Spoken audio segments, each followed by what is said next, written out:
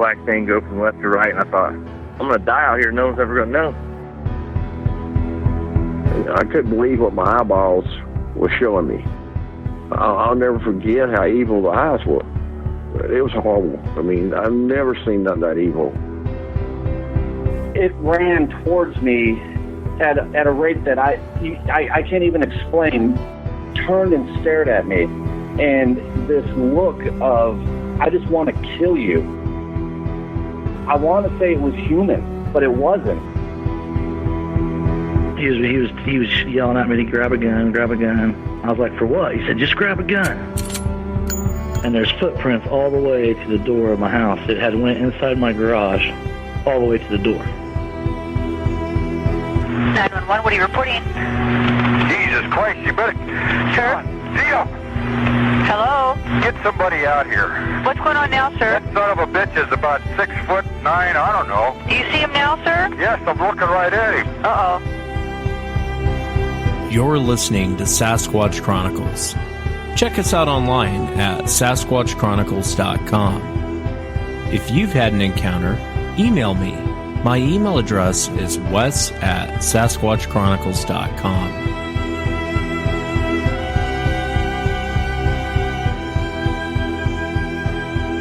Welcome to the show, everyone. Thanks for being here tonight. Got a great show planned for you tonight. Going to be speaking to Mike. And Mike actually ran into a dogman. And you want to pay attention to Mike's encounter because there was a lot of things that happened in this home he moved into. A lot of paranormal stuff. Some demonic activity. And I asked Mike, I said, no, normally I don't do shows like this, but would you mind going into all of it to kind of lead us into this dogman encounter? Because, you never know. It might be related. It may not be. And so he agreed. And so I'm really happy to have Mike on tonight. I'll also be speaking to Jeff. And Jeff recently found his grandfather's diary. And his grandfather fought in World War II, talked about living on a farm before he went off to war. And he had two very strange encounters with creatures. And he had the presence of mind to write it down. And because he's no longer with us, I asked Jeff if he would come on and share the diaries and talk about what the family knows regarding this. So you definitely want to stay tuned for that. If you've had an encounter and you'd like to be on the show, shoot me an email. My email address is wes@sasquatchchronicles.com. If you get a chance, check out the website, sasquatchchronicles.com, for your daily blog. You can become a member, help support the show. And thank you again for listening tonight. Let's jump into it. Mike, welcome to the show. Thanks for being here. You're welcome. What state did all this happen in? This actually happened on the outskirts of Decatur, Illinois. Oh, okay. Well, if you near would, the fairgrounds. I gotcha. Well, if you would, and I want you to go into everything, as far as what you were experiencing at this house. And I know we'll end up with the dogman encounter, but if you would, for the audience, could you kind of start from the beginning and just tell us what happened? Well, sure. We lived out west. My family, my brother moved out of the house. It was just me and my parents. So we bounced back and forth a lot from the west to the east, because we had family at both ends. So as I was growing up, we spent a few years on one side, and then we moved to the other, and spent a few years and moved back. One of these trips, about 14, it was 1984, and we were going to lease a house that my uncle had found. I don't know, an acquaintance of some kind. I don't know if he worked with him or what, but anyway, it was a house at the bottom of a hill. If you can imagine a valley in Illinois, which is flat as a pancake, but at this particular spot, there was actually a little hill, and the house is right at the bottom of it. So, and it was the only house, not the only, there were 3 houses on that road at the time. Mine was in the center, and first house was kind of up on a bluff where there was a creek that ran along the edge of my property all the way to the back. It actually joined a bigger creek off in the woods where I had a lot of fun. And then another house up at the end of the road. I remember we first viewed the house. The landlord was there. He was in the driveway. We got out. He opened the door for us so we could go in and look through the house. He grabbed a weed eater and fired it up and started knocking down weeds because they were going up pretty high. We went through the house. All the furniture was still in there. Turns out it was his mother's. She had passed away, and I don't know how long it had stood empty, but it had stood empty for a while anyway. I have no idea how long. But everything was still in place. All the beds, chairs, blankets, even over the backs of the couches, all that stuff. Really old furniture. House was not huge, but some of the rooms were big. Had 3 bedrooms. One of them was basically a closet. One of them was huge. It was just about the size of a living room. And then, one of them was a medium. So it had an attached bathroom, and that's the bathroom or the bedroom that my parents actually decided to take because of the bathroom. I ended up with the really, really big bedroom, which was, I don't know, 19 by 22 maybe. It was a good sized room. So, I was ecstatic. I got the biggest room in the house. Yeah. So, anyway, we moved in. I don't know. We were staying in my grandma's apartment. She had an apartment in her basement. We were staying there while he got the house ready or moved his stuff out. I don't know. We were there another week or two before we actually moved in. So I took my bedroom. I was setting up furniture and hanging pictures and getting everything, ready to live in. And yard was about 3/4 of an acre on a gradual hill that kind of went down to the back of the property. It cut across the back eventually. So anyway, and then there was woods on the other side of the house, like maybe 5 feet from the edge of the house itself is where the wood line started. So it was like right there.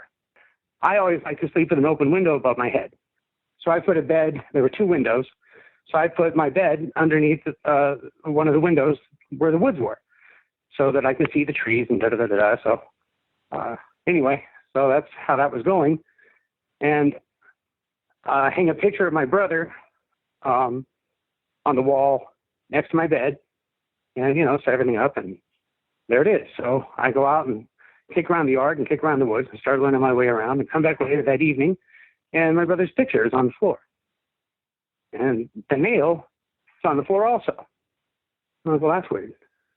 So I grabbed it, stick it on a sheetrock, so I just stuck the nail back in the hole and hung the picture back up and didn't think anything of it. Just let it go from there. So anyway, I'm pacing. That's all right, man. Calm down, Michael. Yeah, take your time, Mike. Take your time. I know this was a hell of a experience. Most people, well, actually, I think a lot more people experience this sort of thing than they're willing to talk about. But take your time, man. Take your time. And as I'm going through this in my head, and you see this kind of stuff in movies, and it's kind of interesting how they'll take real life experience and put it in the movies. I mean, that's what happens. These are the kind of things that happen. So that's naturally what they write stories about. Yeah. But anyway, moving on. So the picture, it wouldn't stay on the wall. Okay. If I'd leave the house, not necessarily if I stayed in the house, it was fine. But if I left the house for any period of time at all and then came back, the picture would end up on the floor along with the nail. So, okay, that's weird. So at one point, I took the nail and I stuck it in the hole, and I stood there and I watched it come right back out of the wall and fall on the ground at my feet. And I'm thinking, what? Maybe it's insulation. Maybe it's the insulation behind the wall pushing it out. So I just took the picture and popped out the little stand and put it on my nightstand, and I never hung it up again. But what bugged me about it was I knew there was 5/8 of an inch in there that the insulation couldn't penetrate the sheetrock. So what was pushing the nail all the way out? I had no idea. So whatever, I didn't want the picture to shatter. I put it on my nightstand, and there it is. So later, I'd come back from the house or back up into the house or whatever, and my nightstand drawer would be pulled open. So not, like open all the way, but just a few inches open as if somebody didn't close it all the way. So, I asked my mom, hey, you've been in my nightstand. Not that I cared, but she's like, no, I would never do that. And she wouldn't. We're not that kind of people. So, okay, push the door shut and move on. So also my alarm clock, this was an old style, like radio clock radio with the old flashing LEDs. Remember those? Oh yeah. Oh, yeah. That old. So anyway, and it would reset itself as if it had been unplugged, as if it lost power. It would go back to midnight, and that would reset the alarm clock to midnight. And so the alarm clock would be flashing at random points, and you just never knew when that was going to happen. So, okay, that's weird, but that could be bad wiring, right? I mean, that's what I came up with. It had to be the outlet. Makes sense. And then later, there were some issues with the lamp that was plugged in the same. So, and it still could have been, a bad outlet because there was issues with the clock and issues with the lamp. But I don't know. Maybe not. When you hear the rest of the story, you'll understand. So, okay.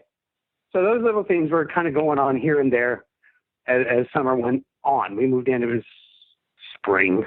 They waited for me to get out of school in Vegas before I came back. So I had all summer, and then, of course, it had gotten, I don't think there was any snow, but it had already started getting cold before it all ended.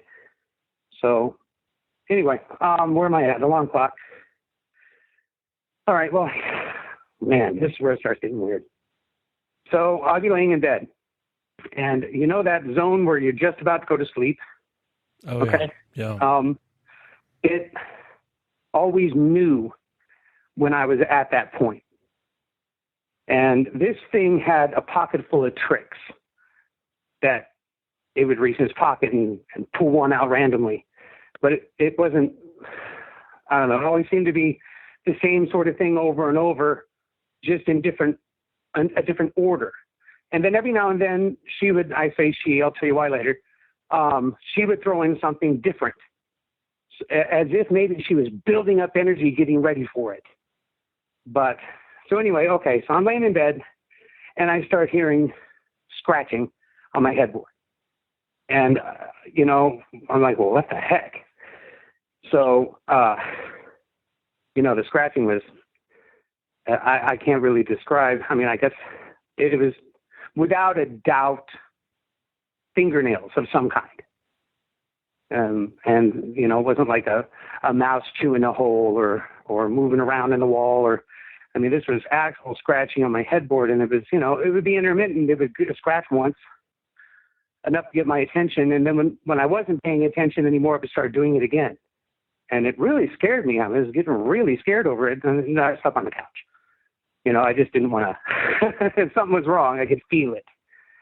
So I slept on the couch, and it didn't happen every night, but often enough it did, say 2 or 3 times a week, it started scratching on my headboard, and it really got aggressive at some points, where it was just scratch across from one side to the next. And it's like, my God. So, and I started getting frustrated. I was tired of sleeping on the couch, and I'm like, okay, I'm going to find out what this is. So I, get up on my knees at the top of my bed, and I reach down there, and I'm feeling all around, and there's just nothing. There's nothing to miss, and there's nothing that could cause it. But what happened was, while I'm down there feeling around, trying to figure out what's making this noise, it started going. And I could feel the scratching in the wood. Not that it was leaving marks or anything like that, but I could feel the vibration, you put your hand next to some action, you know what I mean? Yeah. And you can feel it vibrate through the wood. Yeah. So I was like, okay, that's weird. I slept on the couch. Really, really weird. So, okay, so that's going on. Then in the middle of all this going on, I'd wake up and my blanket would be all around my feet, and I'd be completely uncovered. So blanket or comforter, whatever. So, I'd reach down, I'd grab it and pull it back up. And I'd wake up later and kind of cold, and sure enough, the blanket would be around my feet. And I'm like, well, okay, that's weird too. So, and I'm thinking, well, maybe there's enough of it hanging off the bottom of the bed that, gravity's pulling it down with me rolling around or whatever. And maybe that's what's happening. I'm kicking it off myself. Makes sense. Right. And, that's what I was thinking too. So, I'd pull it up, and move on. Well, then it started getting more aggressive. So I'd pull it up and it would start working its way back down before I went back to sleep. So I could feel this thing pulling tight on my feet as it, kind of went around or down the curve of the bed. I would feel tension on the blanket, and it would start pulling down as if something was under the bed yanking on it. So, okay, that kind of freaked me out a little bit. Not to the point that I, ran from it. I was getting frustrated, but at this point, I'm kind of a stubborn guy.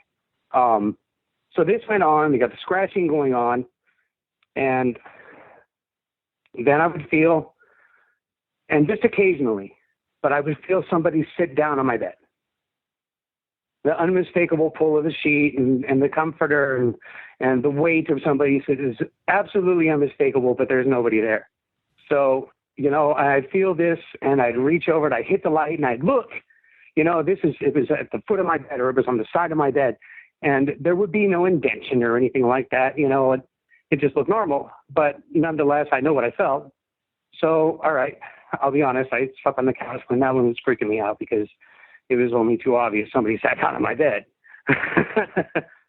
So anyway, so that's going on. The scratching's continuing while, on occasion somebody would sit down on my bed, and then, okay, the lamp. Like I said, it could be wiring, but I'm laying in bed reading a book. I read a book a lot.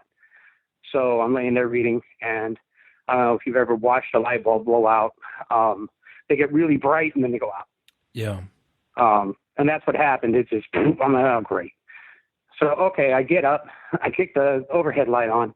I go over to the lamp. I take the bulb out, shake it, and it doesn't sound like there's an element in there that's rattling around. So I'm like, well, what the heck? I put it back in the lamp. Nothing. I flip the switch off, flip the switch back on, and the light bulb comes on. I'm like, all right, well, maybe it was just loose. We'll move on from there. Well, that continued to happen too. So alarm clock, lamp, drawer. I still frequently would come home and the dresser or nightstand drawer would be, open just a smidge. Lights would be flashing on the clock. It always seemed to be the same time whenever that happened. And now the lamp's turning on and off, and I got people sitting on my bed and pulling my blanket. So, okay, let me bump it up a little bit. I put up with this stuff for, I don't know, a little while, maybe 10 days. At one point, I feel the tugging on my blanket again, and I'm really mad about it because, I just don't want to be, I'm starting to feel like a chicken, okay? And so I grab it and I give it a good yank, as if to just rip it out of somebody's hands. And, man, it ripped it back. And my blanket went flying across the room. Oh, yeah, my God. And I just freaked out. I jumped out of bed. I turned on the bedroom light on the way out, and I slept on the couch. So quite obviously at this point, I knew that I was facing something that was after me. Okay, now, I told my parents about it, because obviously I'm sleeping on the couch every other night. What's going on? So, my mom's concerned. My dad actually slept in there, but he worked graveyard shifts, so he slept during the day. So he would go in there and sleep sometimes, during the day, and I'd still be home. He'd just be in there sleeping, and I don't know, nothing ever happened with him. He'd come out of there and say, "Oh, it was fine." And I'm like, well, of course it was. So anyway, all right. So my grandpa bought me a phone. And this is 1984. It was the first touch tone phone in the house. Okay. And it was mine. I got it. So, I plugged it in and put it on my desk, and boy, I was happy, man. I thought it was hot shit. I had a touch tone phone and a clock radio, and it was high tech. I even had a Commodore 64 of all things. Anyway. I'm with you, man. I was on top of shit. You know what I mean? Yeah. So anyway, so the phone, and it didn't happen right away, but, within a few days, it decided, and I don't know how this came about, but it decided it was going to play around with that phone. So, and it had this kind of chirpy sort of ring. I don't know. It's, how they were back in the day when technology was advancing. Yeah, I do remember that, anyway, where you could page the phone and it would make that real weird, almost like an alarm sound. I don't know about paging it. I mean, it was just a plastic. It had one dial tone. It had one, or not dial tone, but it had one ringtone, and it was kind of a chirpy sort of sound is the best they could come up with, because there was no bell anymore in this handset thing. But anyway, and it would start making this noise. And it wasn't exactly a ring. It was more like a chirp. I always called it chirping, because it was as if somebody was straining to make noise out of this phone. And they could only get so far before they, imagine if you were squeezing it, if you squeezed it hard enough, it would make a chirp, but your hand could only take so much, that sort of thing. So, and it would chirp, chirp, chirp, chirp, chirp, chirp. And even occasionally it would almost be a complete ring. It was just, it was almost there. So, and I'd pick it up and there'd be no dial tone. It would just be a dead line. But I could still hear, if you blow in the receiver, you can hear it through the ear. So I could still have that, but no dial tone. So I'd hang up the phone and pick it back up and there'd be a dial tone. So, okay, that's really weird too. Okay. I'm getting up to it. So anyway, I guess it's probably getting ballish now. And let's see, the blanket had already come off, and I was finding warm spots in bed with me, as if, I'd get the feeling like, it'd be warm when you roll over. And anyway, instead of being cold sheets, it was like someone was somebody'd been laying there or sitting there, or that sort of thing, right in bed with me, and that was unnerving, but it didn't scare me out or anything like that. It just, made me, well, that was really weird. So anyway, I'd be doing the phone thing, and it didn't wait for me to be in bed. The phone would start chirping if I was just hanging out in the room. It would just randomly start going off on its own. And one time I actually did. I didn't even go in there for like 2 days after this. But I got so frustrated with the phone situation that I walked over there and I unplugged it and sat back down and started doing my homework again. And sure enough, it starts chirping again. And I'm like, okay, that can't happen, and I'm out. So I grabbed everything and did my homework on the kitchen table, and I slept on the couch. So, yeah. So anyway, all right. And all of this stuff is still going on to varying degrees all at the same time. Okay? It would be, scratching on my headboard, which was so unnerving. And at the same time, after, the scratching stopped, it hasn't gone for 10 minutes, and then the phone would start chirping, or I'd feel the blanket tug, or it was like doing combinations, Just driving you crazy. And that's exactly what I think it was doing, was just trying to drive me out of there. So, and a lot of times it worked. Anyway, it got to where this is really creepy. And this only happened a couple of times, and then it really exploded. But I'd wake up like somebody had blown in my ear. When somebody blows in your ear, it would wake me up.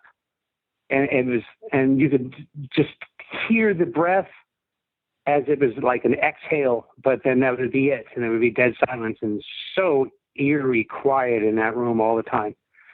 It was just weird. Sound like traveled around strangely. But anyway, so yeah, that happened, and that happened more than once. That was maybe 2 or 3 times, I guess. I don't know.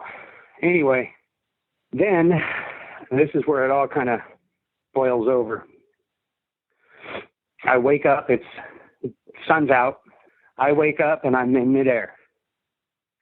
And my bed beneath me is bouncing up and down off of its frame and throwing me into the air like a double jump on a trampoline. It would be on its way up when I was on it, and I'd hit it, and I'd bounce even higher, and I was turning, trying to stop it, and I ended up on all fours. And it's still going, and it's hurting my wrist, and it's hurting my elbows because it's kicking up so hard beneath me that it's actually, you know, hurting me. And I'm screaming for my mom, Mom, Mom. And I've just totally freaked out. And she throws open the bedroom door. What? And it stopped right then. The bed comes down, which she apparently didn't see, but the bed comes down and it stops moving, but it is off its frame and twisted a little bit at this point, and I'm just dripping in sweat, scared to death. And that was it, man. I'm like, I can't anymore. I'm just done. And then it occurred to me. So it was later that day, and I don't know what I was doing, but I was thinking about when we first looked at the house. And I know this old woman died. And when we looked in that room, her bed was exactly where I put mine. And I'm like, you know? And I'm like, okay, this is worth a try anyway. I mean, what if she died in the house? And what if I'm actually sleeping with her spirit? You know? Yeah. So, okay, I can see now why she's mad. There's a strange man in bed with her. So I'm like, okay. So I move my desk. I move my bed over beneath the other window in the house, which actually faces the backyard. And it stopped. So my desk was still over there, so I moved it. The phone was still doing its thing. In fact, it was after I moved my bed. It was actually after I moved my bed that the phone did the whole, I unplugged it and decided to ring anyway. So what I did, I'm like, okay, I'm going to beat this thing, is I moved the phone jack off of that wall and rerouted the wire through my closet and put it hung it actually on the wall instead of my desk, in between the closet and the door to the bedroom. And then it stopped. No noise at all. So I'm like, okay, I got this thing. And whatever was left, my nightstand table, my bean bag, whatever was left, I just cleaned it out. There was nothing left on that wall. It was completely there. There was no furniture, nothing. So anyway, and it was peaceful. And I'm like, okay, I'm all right now. And several days went by, maybe even a week. And I thought that I was okay I thought I figured out what the issue was. And I'm okay with living with a ghost. It wouldn't be the first time. Okay. But I wasn't okay with living with an angry ghost. So, but it seemed like by me doing that, she was okay with where I was, and I was okay with and we decided just to let it go. So it seemed like it was that sort of thing. So, all right.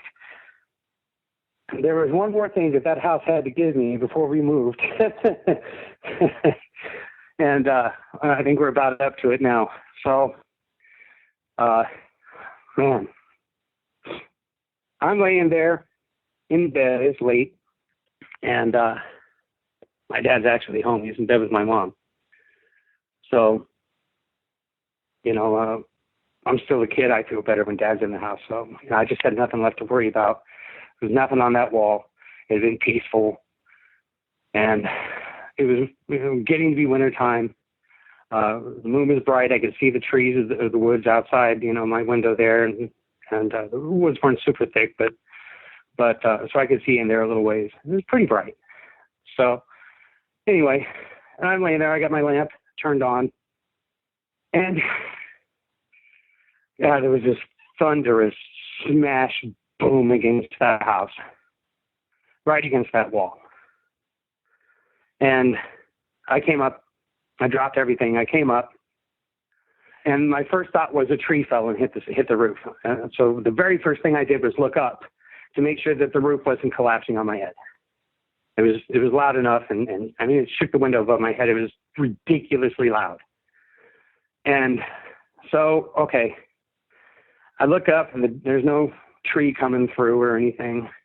I looked at the wall where the noise centered, and that's when I noticed something white in the window. So I went that direction with my eyes, and I'm looking at it, and it was a dog, and it was standing there, I'm assuming, looking down at me, right at me, through the window. And it's got his nose pressed against the glass, and not the tip of his nose, but like the top of his nose. So his head's like pointed down, and he's got this big toothy grin looking at me. And that was what I noticed that was out of place. It was white. And that's what caught my attention when I first looked, was this grin. And he was looking right at me.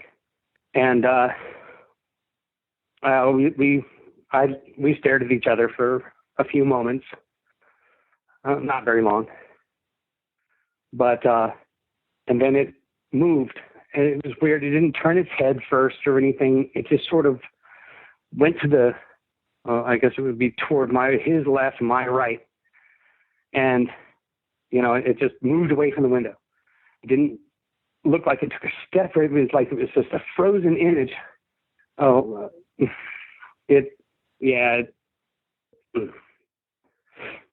Anyway, while I was looking at it, the grin got bigger. He smiled at me, or threatened me, or something to that effect. His eyes were locked. This thing was thirsty, is the best way I can describe it. It was absolutely, it wanted me so bad. And I was just scared to death, I've got a hold of my blanket and fist, and there's just no way I can move. And anyway, like I say, after a few moments of staring right at this thing in its face, it just sort of moved away. And where its nose had made contact on the glass, it made that funky noise that when you move your finger across a steamy mirror, kind of made that noise as it moved away. And that's when I realized that it's heading for the window right above my head, the open window right above my head, because I always sleep with an open window in my bedroom. And, I jumped out of bed and threw open the door, and I just headed straight for the living room couch. I grabbed the blanket and pillow out there because Mom kept them out there because she never knew when I was going to end up out there. Yeah. And, I dove on the couch and under the blanket. And, I'm 14 and I'm acting like a 6-year-old, hiding under the blanket. I was so nervous, too, because there's this great big picture window in the living room. And I'm like, my God, this thing is going to get me through this. So I didn't come out from under that blanket. I fell asleep under there. That was the last experience I had in that house. And it was by far the scariest of all of it. And bouncing off my bed, I thought, was the end of it after I moved everything, but it wasn't. There was one more thing that it had to give me, and that was it. So yeah, I'm curious. It's interesting, Mike. A lot of times when people talk about this Dogman, one recurring, and I've never seen a Dogman, but one thing a lot of witnesses will say is, and it's so consistent, it's almost disturbing. But one thing a lot of witnesses will say is they'll say it was evil. They don't necessarily say that about Sasquatch. They don't necessarily say that about just about anything else. But when it comes to the Dogman, everyone says it's evil. I hear that constantly. It's the one thing you'll always hear a witness say. That thing was evil. Whatever that thing was is evil. And the way it smiled at you, how far up was your window, by the way? Yeah, okay. This was, my bedroom was an addition. It wasn't part of the original house. That's why it stuck out on its own with 3 walls to the outside. But they were about chest height, and they were 2-pane windows, and then kind of wider than they are tall. So I'll put it to you this way. When I'm outside looking in that window, I have to stand on my tippy toes and grab the windowsill, and I can look over and see the floor. I mean, you can look up and see the ceiling easily enough. Now, I'm 5'9" at the time, okay? So this thing was looking down at me through the upper pane of that window from the outside. So my guess is it's got to be around 7 feet. You know, at least 7 feet, maybe 7.5. So, and there was the wood line right there. There's more or less a drainage ditch down that side of the house. There was no grass or anything, just river rock. And no, I didn't see any footprints. In fact, I kind of avoided the area. I never really went back over there again. I know I wrote you an email, a much better description than what I gave you. If you'd like, I'll run you through that real quick, as much as it's bugging me. So it had amazing teeth. If you can imagine a mouthful of nothing but canines, that's all it had. And there were no molars of any kind. And they were easily 1.5 inches long, all of them, maybe more. And its mouth was, its head in general was larger than your standard dog, okay? But I want to give it the shape of a German Shepherd, because I had a Shepherd for years, and sometimes he'd look at me and he looked a lot like the thing in the window. I mean, it was kind of unnerving. I'd be looking at his eyes. They had the same color eyes. They were, yellow dog eyes. And he'd look at me sometimes with this look, with his brow drawn, or he'd give a nice big yawn when a dog yawns and he pulls his mouth back, all the way. It would remind me of the dog in the window, and looked just like that. He had no hair. Skin was black. There's no hair at all. His ears were pointing straight back, but I could only really see a silhouette of his ears against the light in the forest behind me, or behind it. And then the front part of his face, the part that was up against the glass, was being illuminated, I guess, from my bedroom. So it was my lamplight that was shining on his face. His eyes weren't glowing per se, but there was enough light I could see they were yellow, and that he was looking right at me, and I don't know how long he'd been standing there before he decided to get my attention. But this thing was just sinister. I saw nothing but hate. There was nothing there but hate. And again, the best word I can come up with is just dying of thirst. It just looked thirsty. And yeah, I didn't hang around long enough for it to, I heard it hit. So I know it came to the window above my head, because I heard it come up against the wall. I heard it, ba-bam. I'm guessing one for each hand, because it just kind of sounded that way, as if he ran up to the window and put one on each side of the window and, just stuck his head down, and I was already gone. I was in the hallway by then. So, and that freaked me out really bad, man. I did not go in there for I don't know how long. I just moved out into the living room, and I left that room alone. So, I don't know, a couple of weeks before I decided to go back in there. And the first thing I did was close the curtains. I never opened them again. We moved the following spring, and all was well.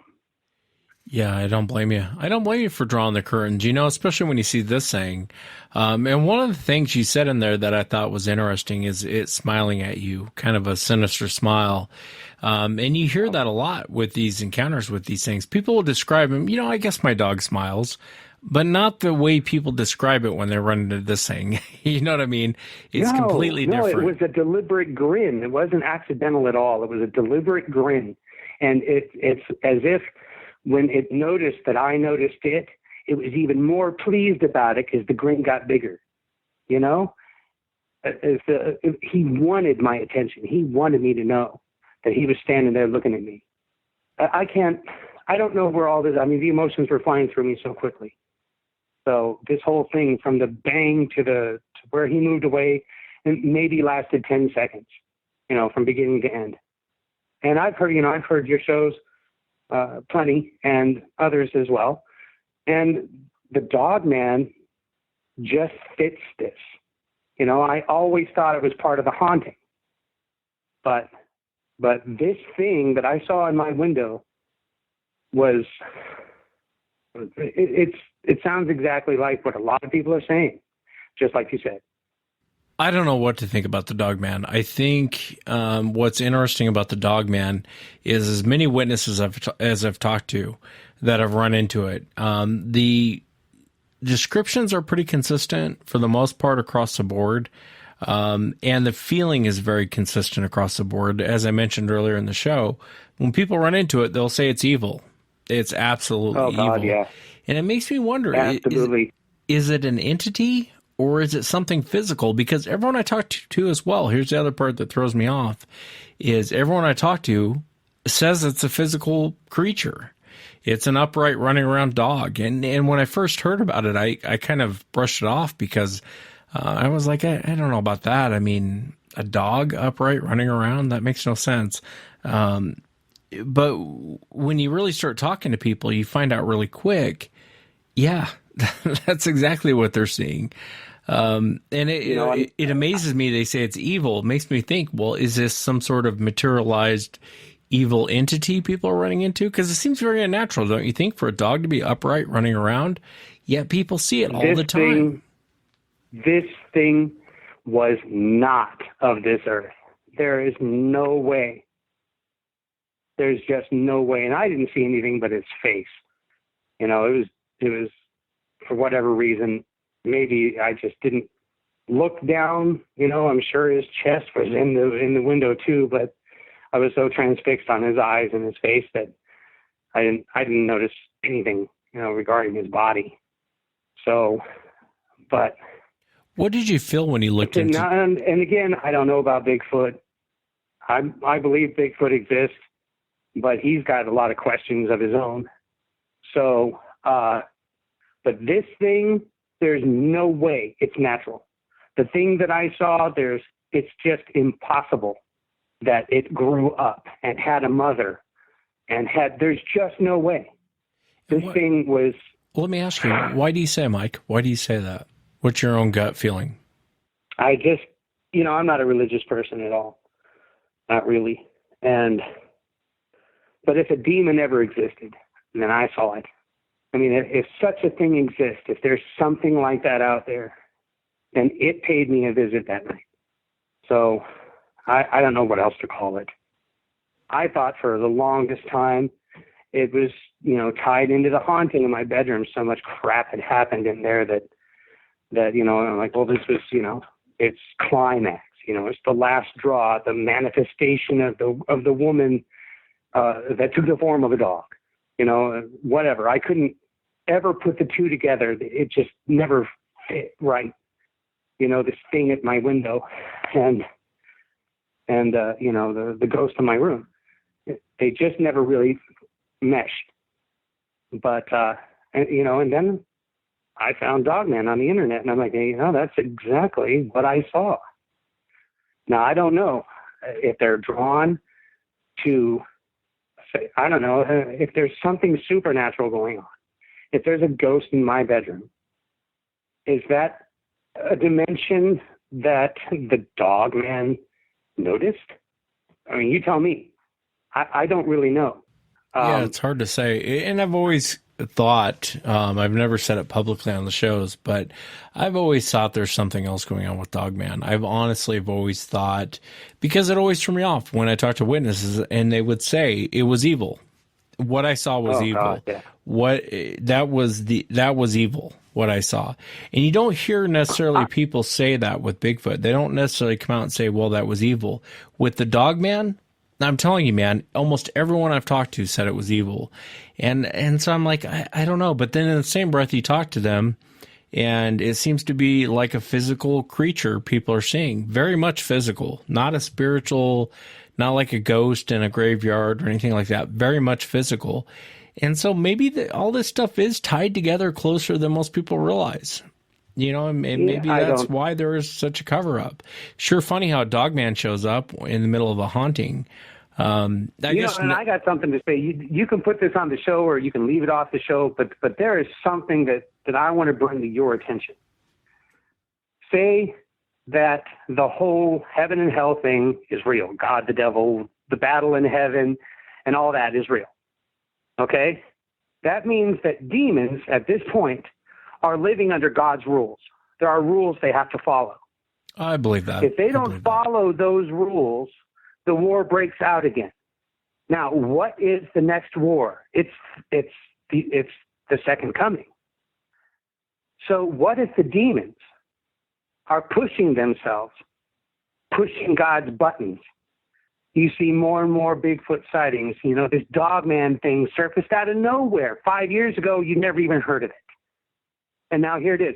I'm seeing gnomes and rakes in my backyard. Okay? Well, I didn't see the rake. My wife did. But all of this stuff seems to be expanding as if, I mean, if you think about it, if there's going to be a war, somebody's got to cross the line first. So, yeah, and I've always, I don't know. I don't know about the war part, but I agree with you on, I think there's a certain set of rules that you have to follow in order to run into some of this stuff. For example, well, your situation is a little bit different, so forgive me for what I'm about to say, but, you know, you play with a Ouija board, and you're going to find out real quick demons are real. You just are. You're playing with something you shouldn't be playing with. Fire. Yeah, you're playing with fires. Absolutely. And I think a lot of times, you know, and who knows with regard to the Dogman, if it's a part of this, I've just, as little as I've followed it, I believe everyone that's run into it. And I just find it a little odd. Everyone says it's evil. It's pure evil. What they ran into was evil. I even had a hunter one time. A guy was in his late 60s. I just talked to him probably a month and a half ago. And he ran into a Dogman, and he didn't believe in any of this stuff. He didn't believe in Bigfoot. He didn't believe in Dogman.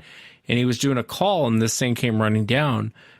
And it's a long story, but I'll give you the short version. He made eye contact with this thing, and it was looking at him, and he was debating whether to shoot it or not. And it took off running on two legs. And I asked him, I said, well, what is your feeling on that creature? He goes, evil. It was evil, Wes. It wasn't of God. There's something wrong with it. And I don't know that you would say that about a cougar, or let's say you never saw an ape, and then you saw an ape for the first time in your life. I don't know that you would describe it as evil. Or a chimpanzee. I don't know that you would describe it as evil. But to see this thing and to describe it as evil, which a lot of people do, makes me kind of wonder, well, what is this thing? What is it people are saying? You know, the ancient Sumerians and Egyptians used to see something very similar to this. They called it I know. I looked into that. Yeah, if you look it up, that's exactly what they're saying. They worshipped it.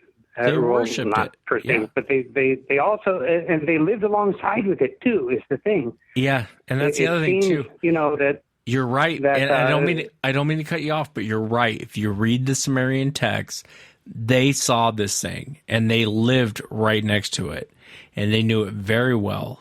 And same with the Egyptians. In the early Egyptian writing, they talk about it. They lived right next to this thing. So what the hell is this thing? You know what I mean? I wonder if that's the same thing. I've looked into wow, that's really frightening. You know, they found a hidden chamber.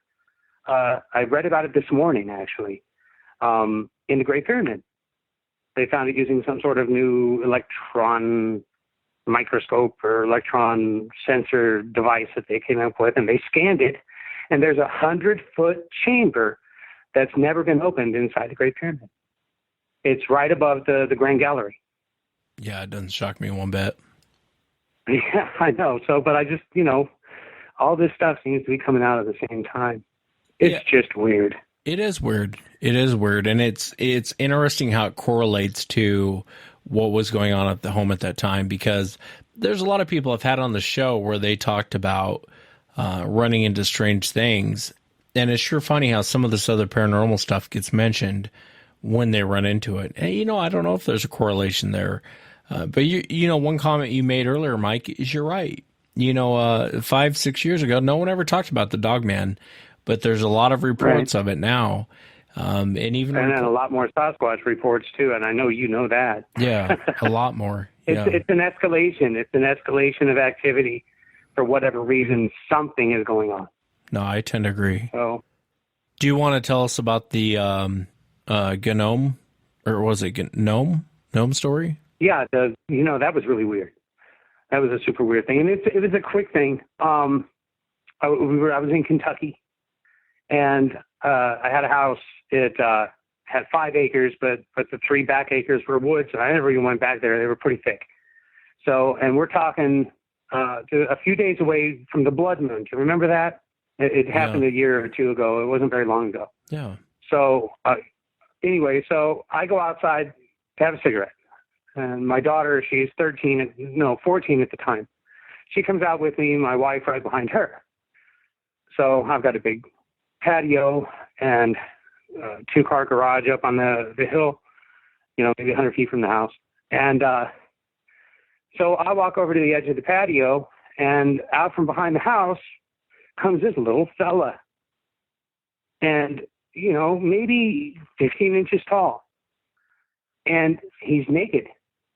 And he just is casually walking out across my yard right in front of my daughter and I, and I'm poking her with my elbow, and she's staring at it too, and it noticed us.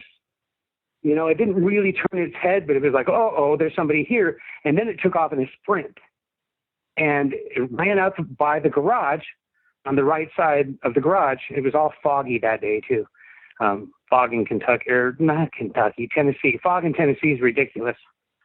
So, yeah, we rented the house in Tennessee, then we moved to Kentucky. But anyway, so he got up around where the barn or the garage was, and I couldn't see him in the fog anymore, and that was that. And the whole time I'm like, Cheryl, it's my wife, did you see that? Did you see that? And she's like, yes, I saw it. So we go back in the house, and I'm kind of freaked out. My daughter's got a hold of me. She won't let go. So we go back in the house, and he had a pointed head. It was really pointed. And as he was running away up the little hill toward my garage, it occurred to me, I'm like, well, no wonder everybody thinks they're wearing hats because of his head. So anyway, we go in the house, and my daughter's like, what was that? What was that? What was that? And I'm like, I don't know. Maybe it was a gnome. And my wife's like, that's not what I saw. She was looking on the left side of the garage, and that's where apparently there was a rake standing there looking at her. She said it was low to the ground, and it was all elbows sticking up. I guess it turned and went back into the woods behind the garage, and that was that. I'll have to ask her the way that exactly went down. But she saw something completely different. While we were focused on the gnome on one side, she was getting stared down by this other thing on the other side. So anyway, just maybe a month or so ago, she comes up to me with her phone, and she says, this is the thing that I saw in the backyard.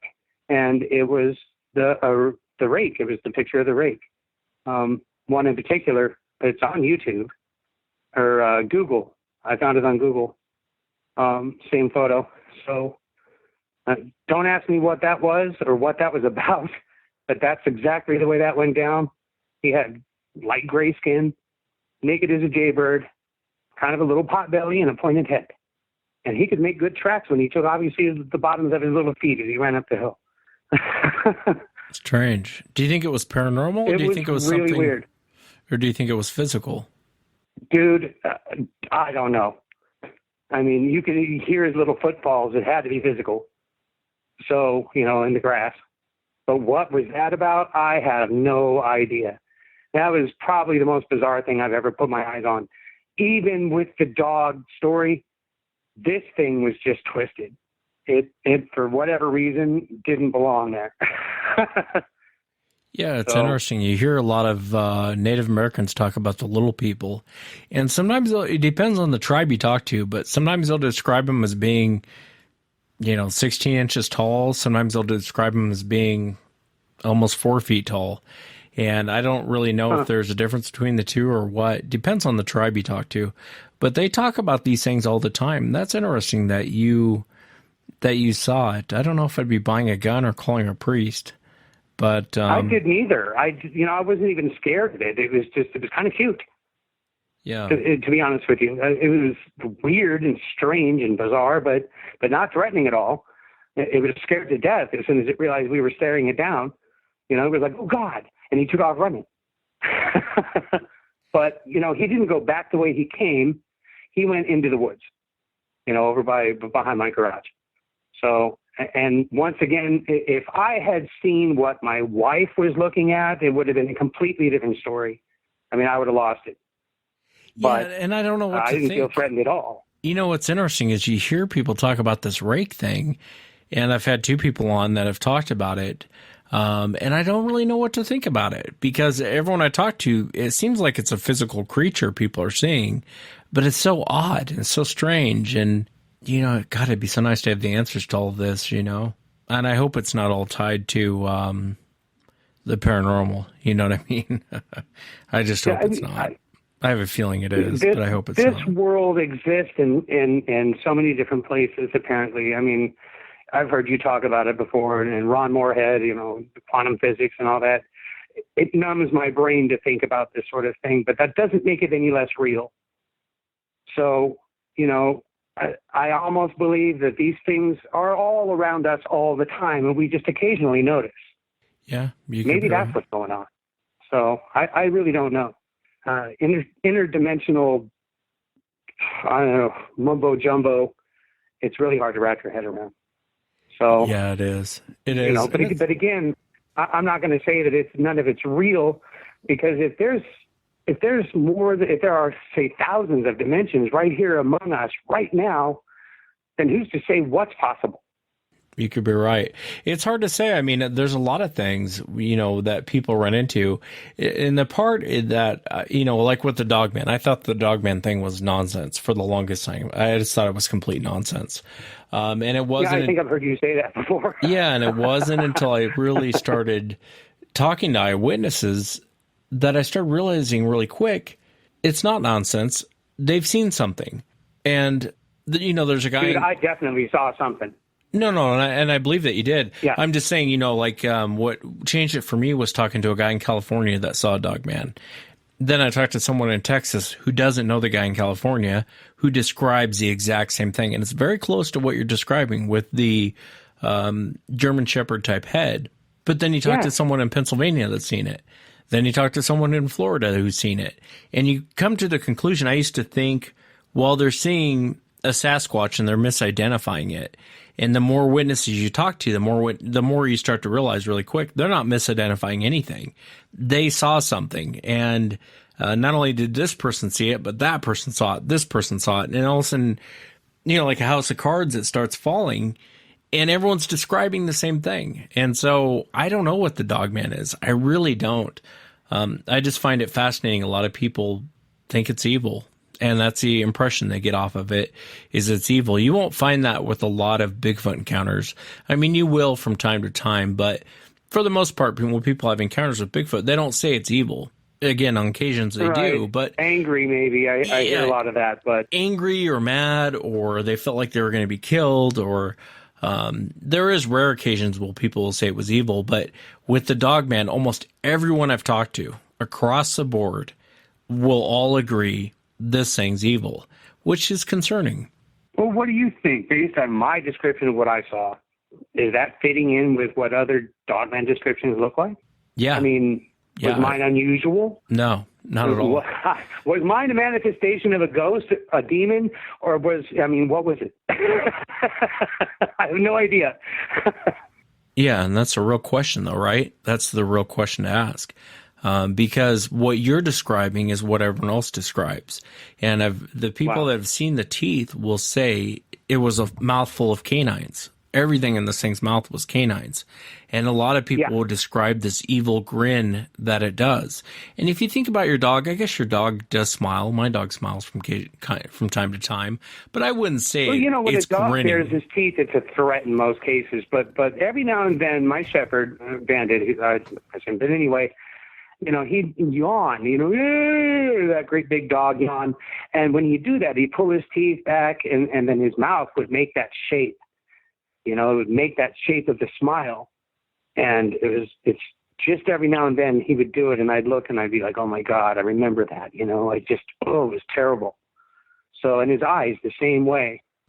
Yeah, it's disturbing, man, and it's a disturbing encounter, especially with some of the ghost stuff going on, you know, and then the Dogman on top of that.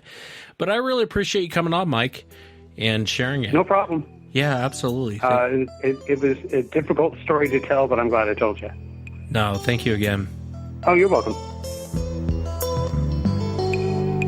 And next up on the show, I want to welcome Jeff. Jeff, thanks for coming on. Hey, no problem. I appreciate you giving me this experience, this opportunity. No, man, I appreciate you being here very much. And I was interested, when I was reading your email, your grandfather had passed away, and you started going through his diaries. And what made you go through them? You know, it's one of those things. He's got 4 kids. He's my mother, his daughter, and then he's got a son and 2 other daughters. His son, his name was Craig, and he just passed away last December, complications from cancer. And as at that time, we started going through some things and blowing the dust off of the others, and I come across this book, and it was kind of related to my uncle. His name was Craig. His father was Jack. So I found this book and decided to start flipping through the pages and get to know my uncle's father, which is my grandpa, a little bit more. And so that's kind of what started it. And your grandfather was born in 1926. He passed away in 2003. What did you find when you started reading his diary? As soon as I started reading his diary, it seemed like it was very interesting. There's kind of bits and pieces here and there about life on the farm and how life was on horseback, raising and herding cattle and things like that. How the neighbors were, how he was, his parents, what they expected out of him as a young boy. And so there's a few comical passages there. And as I turn the pages, I come across this encounter that I emailed you about. Most of the journal, I would say about 75 to 80% of it, I guess the first quarter of it is him as a young lad growing up into his teenagers right before he went into the Navy. And then as soon as he went into the Navy, I'd say that's the rest of the book. And he'd never got an opportunity to get back to finishing this journal or finishing this biography, I guess. So like I said, 80% of it is probably his life in the Navy. And then the other 20% was prior to the Navy. No, I understand. And so give us a part where he had the encounter, if you would. Okay, this encounter, let me give you a preface real quick. This is something that nobody, I've talked to all of his siblings, my mom, and even some of the grandchildren, relatives, whatnot, and nobody has heard about this encounter. This is something that he's kind of kept to himself for some reason, which is bizarre because he often shared that other encounter with the owls, which I thought was fascinating in and of itself, but he never shared this encounter with what we think was with the Sasquatch. The encounter is basically, for those that haven't read it or heard about it, do you want me to read it verbatim, or do you just want kind of like a cliff notes? Or? Yeah, if you would, go ahead and read it to us. Okay. The passage starts out, it says, this entry took place when he was a young teenager in about the 1940s, and I'll just read it verbatim. He says, I saw some strange things in my youth, and some of them I have never been certain of what it was all about. I was bringing the cows in from the pasture one evening at near dark, the time of day when everything was silhouetted. We lived on the state place at the time. This was in St. Anthony, Idaho. I had the cows bunched and ready to push them across the canal, which was nearly full of water at the time. The cows had to swim to get across. I looked down into the pasture at the opposite direction from where I had gathered the cows, and as I did so, I got a cold, chilly feeling, a feeling so intense, I don't have the vocabulary or words to describe it. All I can share is that there was an immediate trepidation that took place in my body. As I looked out over the pasture, maybe 600 or 700 feet away, I saw something standing by a young sapling, an animal which looked like an enormous bear standing on its hind feet. The cows never seemed to be too disturbed, so I thought that maybe this sight was a direct result of an active imagination. I thought perhaps that my mind was playing tricks on me. I told my dad about it, but he didn't seem too concerned either. So I proceeded to tell Baker, which was a dear friend of mine. He agreed to walk to the spot where I had seen the apparition the following morning. After our morning chores had been accomplished, and after we drove the cows back to the pasture, we walked our way over to that young sapling. Using the sapling as a reference, it was fairly easy to determine this creature's size within a few inches or so. Using Baker's height, it was evident that it was about 2 of him. We added the difference and could determine that this beast was between 8.5 and 9 feet tall. Also, there had been a rainstorm the day before I witnessed this strange sight, and the ground around the tree was wet and muddy. Below this tree, there was an area about 2 feet square. There in the mud was the largest looking footprint either one of us had ever seen. We placed our feet into the depression in that muddy ground and marveled about how small our feet with shoes on were in comparison to the footprint that had laid before us. It was Baker's feeling that it must have been a bear. He was happy that no harm had befallen me the previous night when I thought I had seen that enormous creature standing on its hind feet for an extended period of time. As we went back, we had to cross a bridge that hovered over the Canal Kauai. We were overwhelmed by a terrible odor, and our noses led us to the spot where it looked like some animal or beast with nest-making capabilities had built up a bed of dry sticks. We could only conclude that this structure was made to act as a bed for some animal to sleep on during the night. At that location, the odor was even stronger, much more pungent and repulsive than anything I could imagine. We vaguely wondered what it could have been. We pursued this mystery no further. Neither of us did see anything like what I had seen that one time, so I suppose Baker forgot it entirely, something that I've never been able to do. And so that was the encounter that he had written about the Sasquatch.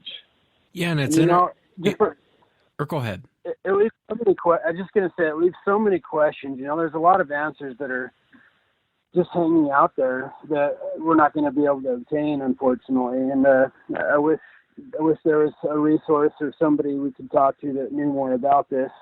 Unfortunately, Baker's no longer with us either, and a few of the other people that would have information, or maybe he didn't even tell anybody, I don't know, but people that would have information are probably of the generation that's not with us any longer as well.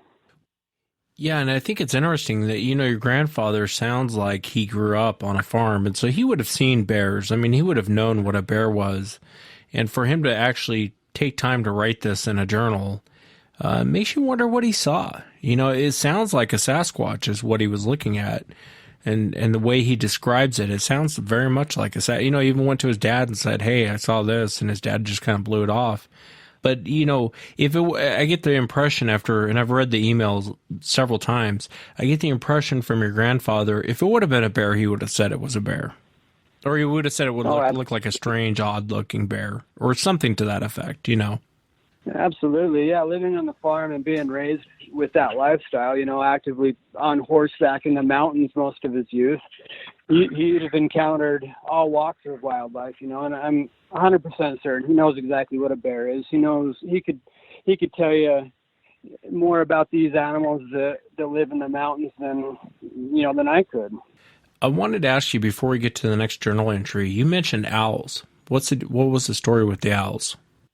The owls, that's actually the next journal entry, and that's the one that he felt more comfortable sharing with people. Unfortunately, he didn't share much more than what he had written. I asked my mom, which is his daughter, and some of my brothers and other people what they remember about his encounter with these owls, and it kind of varies from person to person, but it's vaguely the same thing. Some people say they remember for some reason that the creatures were brown, where that reference was never made in the entry. He never made a reference to any color.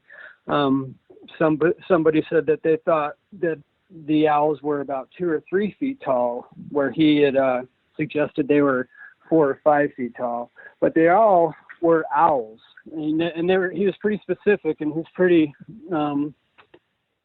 sure that these were owls. If you would, read us the journal entry for the audience. And this wasn't too much longer after this first encounter with what we believe is a Sasquatch. Again, verbatim. On another occasion, at another plot of acreage on the same farm, I was riding one of the horses out in the pasture land of sorts. The soil there wasn't very productive at the time, so even the grasses were dwarfed in size. I looked to my right, and there stood 2 of the darndest critters I'd ever laid my eyes on.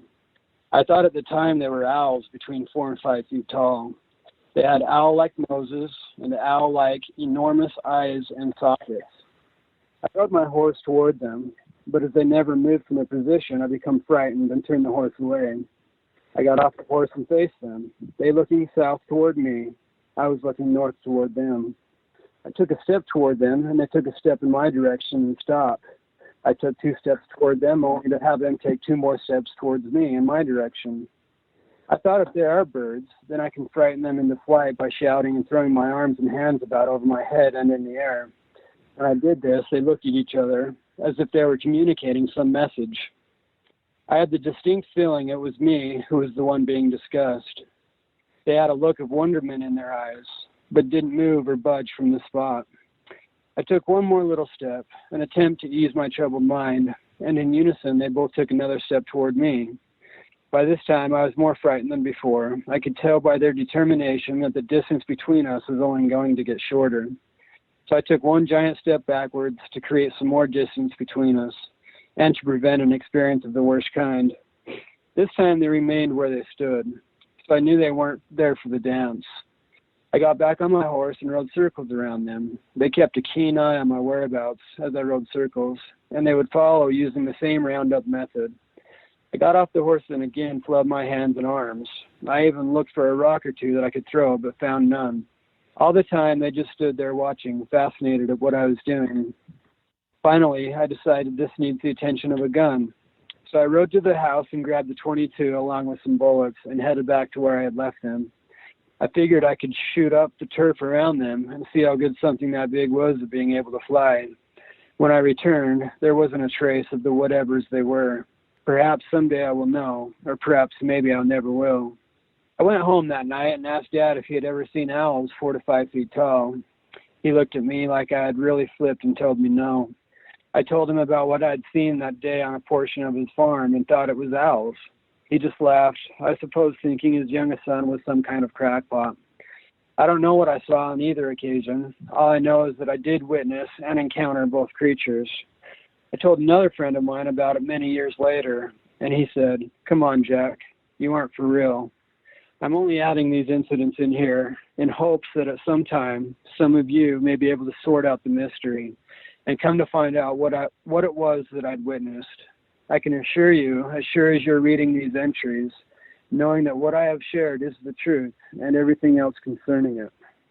That's fascinating. I wonder about the second encounter. You know, the first one we can kind of agree on. It's a Sasquatch.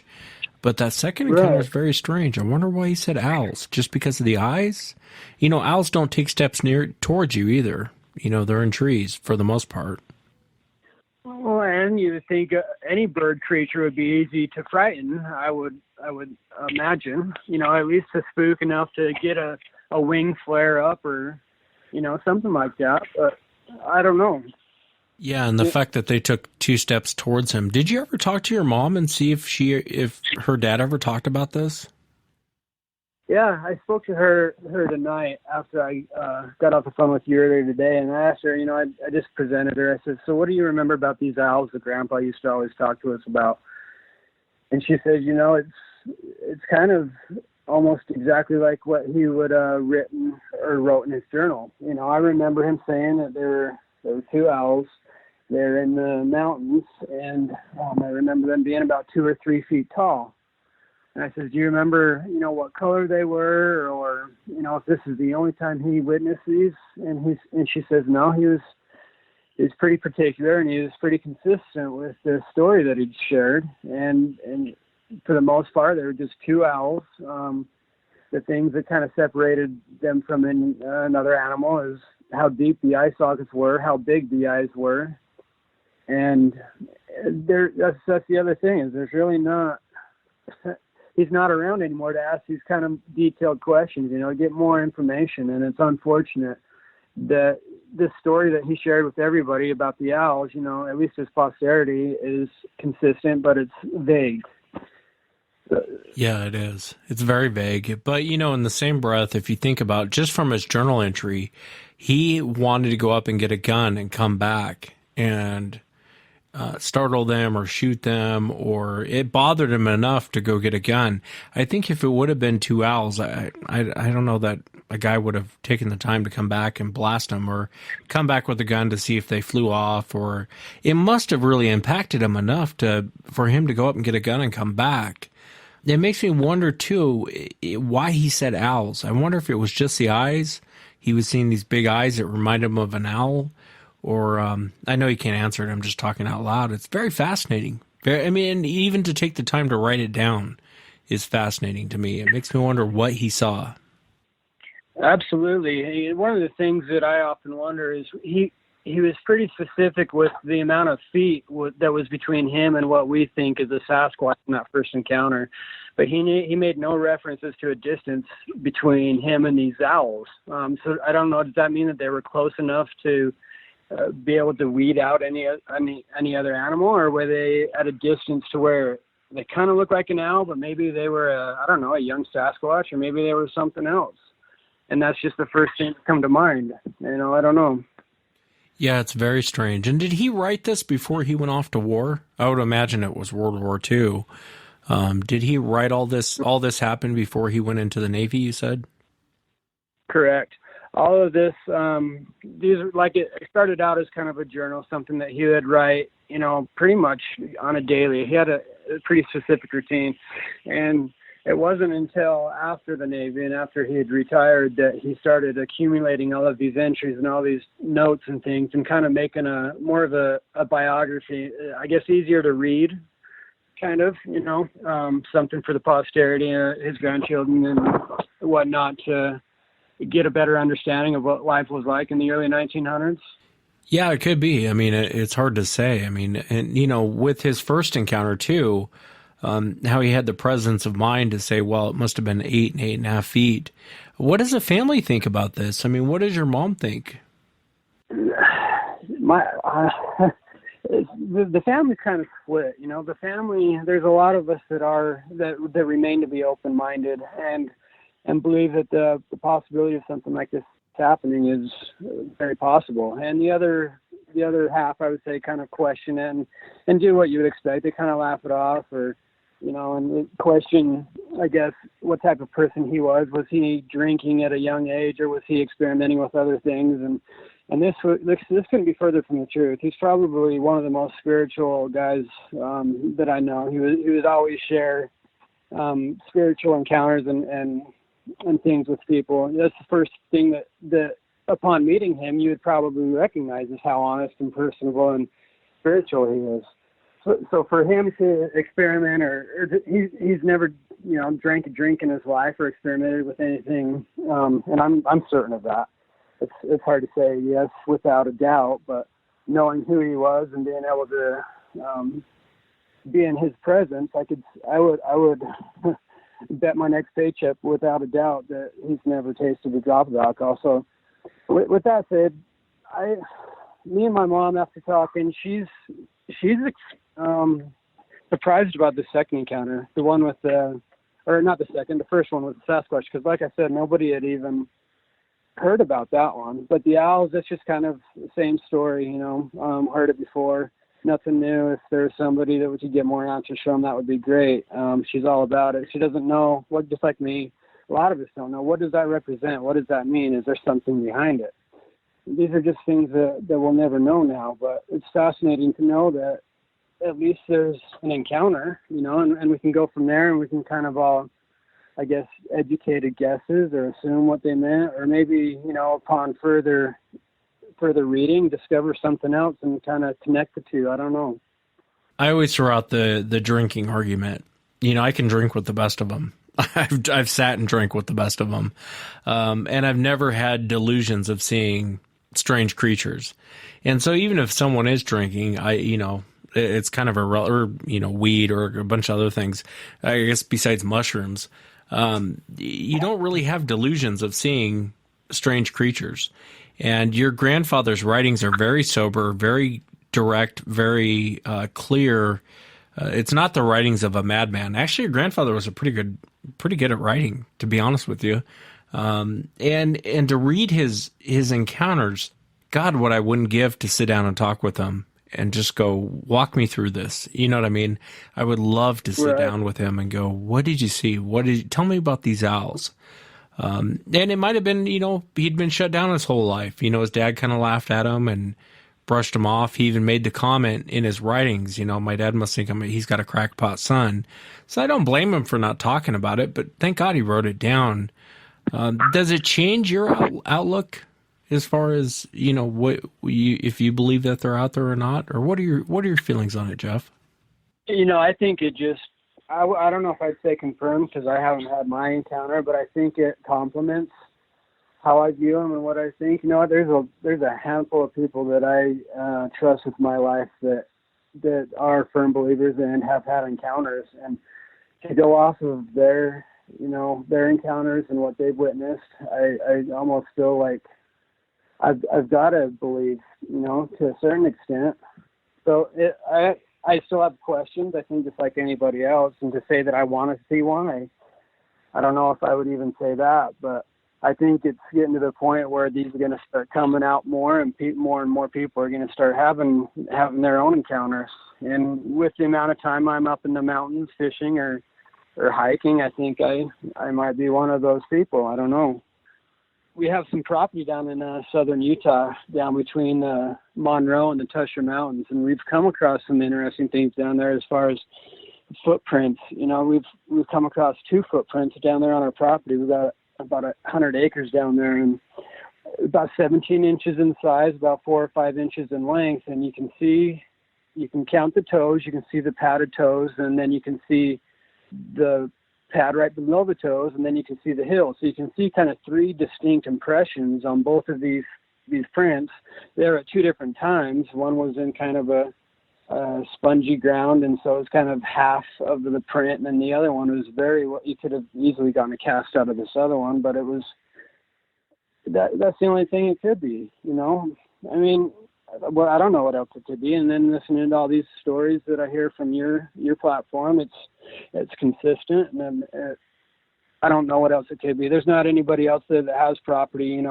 There's 2 other people that have property on that mountain before they were able to close it down for. I don't know what they closed it down for, but nobody else can get anything on that mountain. So it's not accessible by anybody else other than the people that own that property. And the people that own that property are hundreds of acres away from where we see these prints. And that's with fences and private property signs and stuff like that. Not to say that people, don't always follow those signs and heed those warnings, but I don't know. I think it's just another thing that complements and confirms that my suspicion. Yeah, it is. And that's a property you said that you've found those prints on? It's a property you own? It's a family property. I got you. And it's different from this one. The one you're talking about is in Utah? Right. Yeah, these are 2 different places. The encounters, the journal entries were of my grandfather. Those were in Idaho, St. Anthony, Idaho. And the prints that we've seen, that I've witnessed with my mother, are in Utah, in southern Utah, down by Marysville, Richfield area, down by the Big Rock Candy Mountains. And they're just off of the Paiute Trail, over kind of by Beaver Creek and the Sevier River. And so it's very possible that these creatures live up there. I don't see why they couldn't. Yeah, please be careful when you go back to that property. Going back to the owls, it almost makes me wonder if maybe your grandfather, it was getting dark and he saw 2 young ones kind of watching him. They all kind of have the big eyes, and he thought it was owls. It's hard to say. I can't thank you enough for coming on the show and sharing it, because it's so cool to read someone's journal entries. And I wish your grandfather was still around to talk about it, because he obviously saw something. And if he didn't, he wouldn't have bothered writing it down. You know what I mean? All I can do is cross my fingers and hope I come across another entry, or maybe another book that kind of complements the first book, and maybe it will have some answers there, or maybe there's some distant relatives that have some information. I don't know. I hope I come across something down the road, though. Yeah, well, I appreciate you coming on and sharing it. No, I appreciate the opportunity. I enjoy everything that you've done, and I look forward to listening to more encounters. Thanks, Jeff. And that's it for tonight, everyone. Remember, if you've had an encounter, shoot me an email. My email address is wes@sasquatchchronicles.com. I'll see the members back on Sunday, Everyone else, I'll see you guys next week. Have a great weekend, everyone.